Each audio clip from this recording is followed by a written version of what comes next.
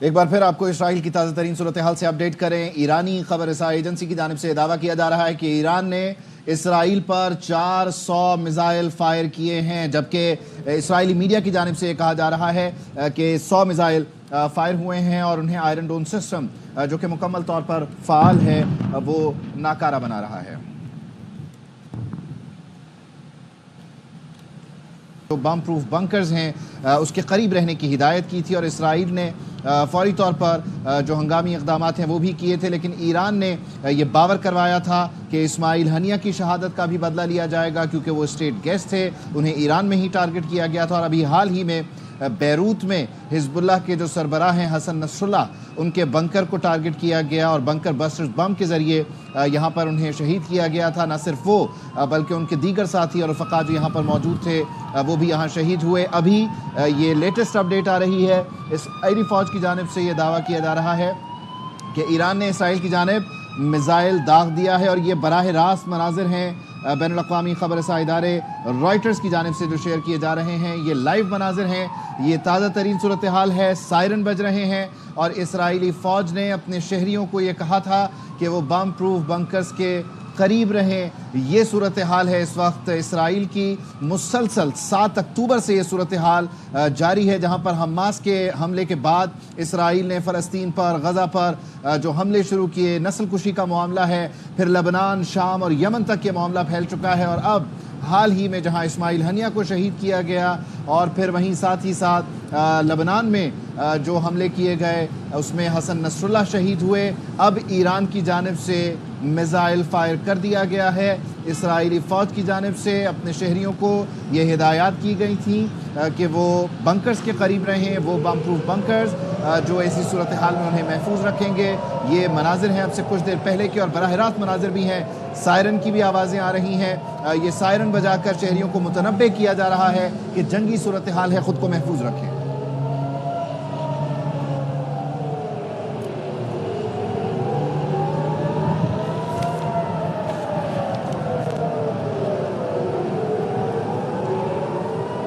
Israel के ये मनाजिर आप अपनी टेलीविजन स्क्रीन पर देख सकते हैं। 7 अक्टूबर 2023 को शुरू होने वाली ये सूरत हाल इस वक्त इसराइल पर हमले तक पहुंच चुकी है। 1 साल मुकम्मल होने को है। मुसलसल फ़लस्तीनियों की नस्ल कुशी हो रही है। लबनान पर हमले किए गए, लबनान एयरपोर्ट के करीब हमले किए गए, रिहायशी इमारतों को नुकसान पहुंचाया गया, पनाह गुज़ीन कैंप्स को मुसलसल निशाना बनाया गया, मासूम शहरियों को, बच्चों को नुकसान पहुंचाया गया। अभी अक़वाम मुत्तहिदा का जो हाल ही में इजलास हुआ, वहाँ दुनिया भर की जानिब से मज़म्मत की गई, फौरी तौर पर जंगबंदी का मुतालबा किया गया, लेकिन इसराइल बाज ना आया। लबनान में हमले जारी रखे, फ़लस्तीन में हमले जारी रखे, साथ ही साथ शाम पर भी हमले किए जा रहे हैं। हौसी बागियों की तरफ से जवाब दिया जाता है, हिजबुल्लाह की तरफ से जवाब दिया जाता है और हमास मुसलसल इसराइली फ़ौज का मुकाबला कर रही है। ये कुछ मनाज़िर आप देख सकते हैं। ईरान की जानिब से कितने मिसाइल फायर किए गए ये नहीं बताया जा सकता, लेकिन वहीं साथ ही साथ इसराइल का जो दिफाई निज़ाम है, ख़ासतौर पर ऐसी सूरत हाल में कि जब रॉकेट फायर कर दिए जाएँ तो जो आयरन डोम का सिस्टम है, उसका डिफेंस सिस्टम है,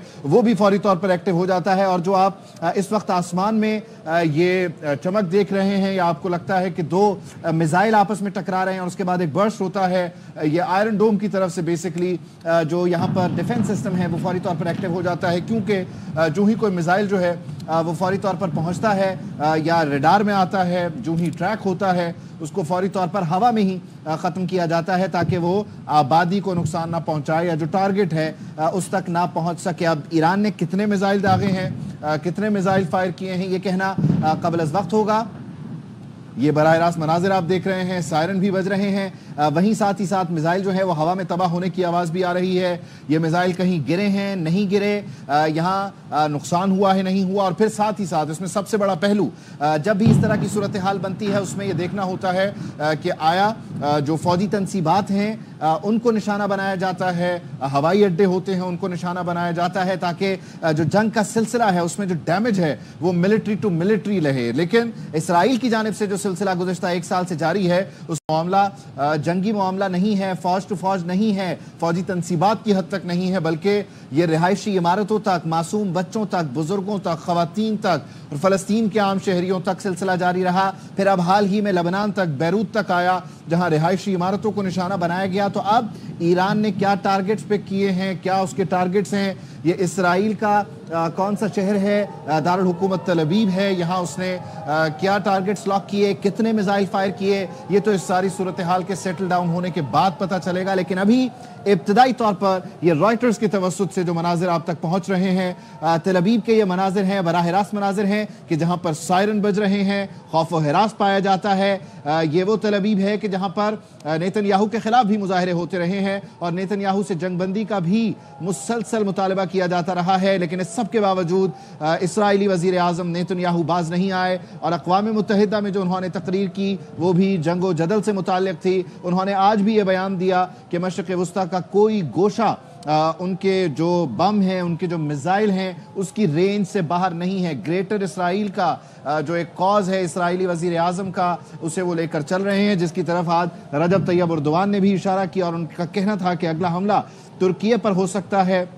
और ये वो ग्रेटर इसराइल के जहां पर लबनान और फिर शाम और दीगर मामलात भी हैं, तुर्की भी इसमें आता है। अब बहरहाल ये सूरत हाल जो फ़लस्तीन इसराइल कॉन्फ्लिक्ट की थी वो बुनियादी तौर पर बढ़ते बढ़ते इस वक्त ईरान इसराइल के दरमियान हो चुकी है, क्योंकि लबनान में जो हमले किए गए, बैरूत में जो हमले हुए, हिजबुल्लाह सरबराह को जहां पर टारगेट किया गया, उसके बाद ईरान ने ये ऐलान किया था कि वो बदला लेगा। और ये ऐलान पहले भी किया गया था जब इस्माइल हनिया को खुद ईरान में तेहरान में टारगेट किया गया था, जब वो स्टेट गेस्ट थे, पेज़ेश्कियान की हलफ बर्दारी के सिलसिले में वहाँ पर मौजूद थे। और इस वक्त जो मनाजिर आप देख रहे हैं ये तल अवीव के मनाजिर, इसराइल के मनाजिर हैं। रॉयटर्स के जरिए जो हम तक पहुँच रहे हैं, सायरन बज रहे हैं, लोग खौफ व हिरास का शिकार हैं। और जब इसराइल ने दुनिया में इस जंग का आगाज़ किया और ख़ास तौर पर जब अपने राइट लेफ्ट मिसाइल बरसाता है, तो उसने अपने शहरियों की हिफाजत के लिए अपने शहरों में बंकर्स बना रखे हैं ताकि लोग महफूज रह सकें। और आज के दिन जब ये अलर्ट था अमरीकी इंटेलिजेंस की तरफ से, ये बताया गया, खुद इसराइली इंटेलिजेंस की तरफ से अंदाज़ा लगाया गया कि ईरान जो है वो टारगेट करने वाला है, अटैक करने वाला है, तो इसराइली फ़ौज ने फौरी तौर पर अपने शहरियों को मुतनब्बे किया और ये कहा कि जो बंकर्स हैं उनके करीब तरीन रहें ताकि वो ख़ुद को महफूज कर सकें। तल अवीव के मनाजिर कि जहाँ पर ईरान ने रॉकेट फायर कर दिए हैं, सायरन बज रहे हैं, मुसलसल सायरन बज रहे हैं। तल अवीव इस वक्त सायरन से गूंज रहा है, शहरियों को मुतनब्बे किया जा रहा है।